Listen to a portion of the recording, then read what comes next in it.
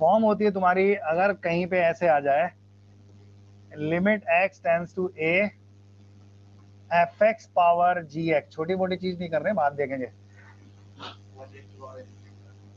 1 raise to power, नहीं भाई वहां तो हम जा ही नहीं रहे, ये हमने नहीं बोला अभी वहां भी जा ही नहीं रहे, गंदे क्वेश्चन बनते हैं उधर भी देखा जाए तो।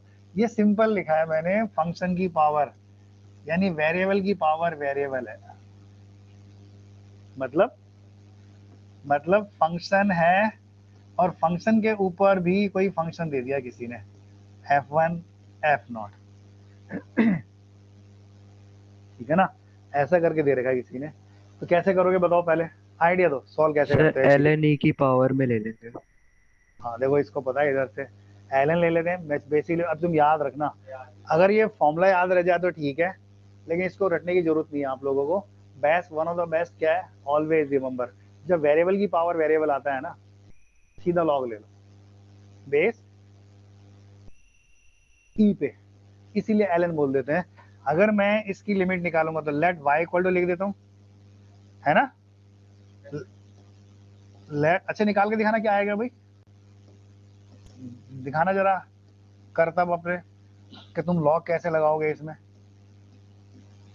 लिमिट में लॉग कैसे लोगे। बेस ई पे लिया है मैंने, यहाँ पे लिमिट आ जाएगी x टेंस टू कितना, a, कितना होगा भाई ये gx, और यहाँ आ जाएगा log fx, यही होगा ना। आगे बोलो,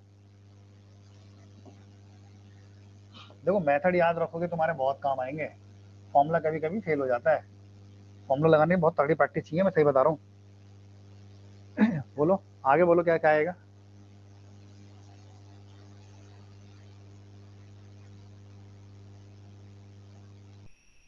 बोलो भैया, क्यों घबरा रहे हो यार। x टेंस टू a, यहाँ पे gx है और ये log है, ये है ना, और ये कितना है fx।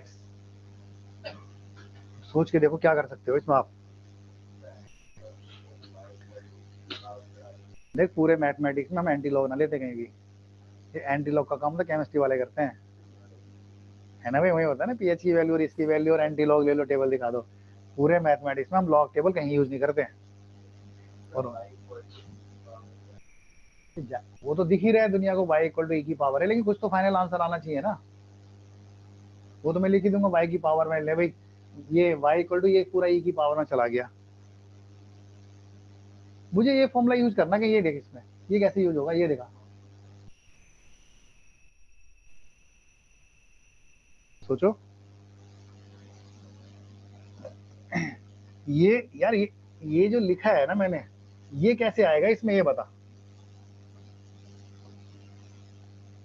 भाई। gx के साथ तो कुछ कर ही नहीं सकते, इतना तो मैं कर ही सकता हूँ ना कि 1 प्लस fx माइनस 1 कर दूं, फर्क पड़ रहा है क्या कुछ, प्लस माइनस 1 किया है, और नीचे में पूरे में क्या कर दूं, fx माइनस 1 से, और भाई इनटू में अलग, लॉग से अलग, fx माइनस 1 से ऊपर नीचे मल्टीप्लाई कर दो, है ना। कंडीशन है कि हाँ कहीं पे मेरे को जरूर ये पता होना चाहिए कि जो x है fx टेंस टू, मतलब ये 1 कब आता है, अरे बेसिकली ये तुम्हारा बन गया limit x tends to a, यहाँ पे क्या बनेगा gx इंटू fx माइनस 1, ये, और ये हमने एक साथ लिख लिया अलग से,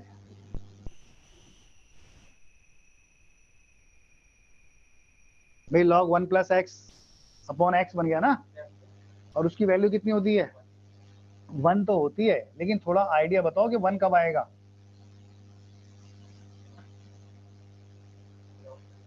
अलग से चेक करना पड़ेगा भाई, देखो ये फॉर्म तभी बनेगी ना, इसमें x टेंस टू 0 डालेंगे 0 बनेगा, x को 0 डालेंगे log 1 कितना होगा 0 होगा, यानी 0/0 फॉर्म बनी थी तभी 1 आया था। यानी इस केस में होगा क्या, ये जो अंदर तुमने वैल्यू लिखी है ना, ये वैल्यू पूरी 0 होनी चाहिए, है ना। इसका मतलब है ये पूरी वैल्यू क्या होनी चाहिए, 0 होनी चाहिए। और ये 0 कब होगा, जब x टेंड्स टू a पे fx की वैल्यू 0 हो रही हो, सॉरी 1।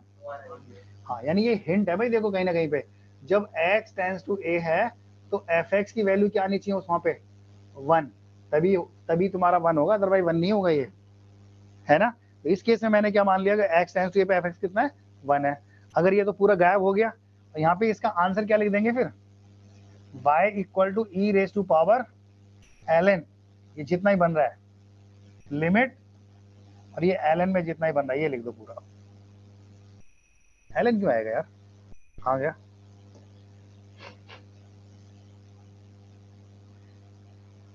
बोलो भाई क्या लिखें।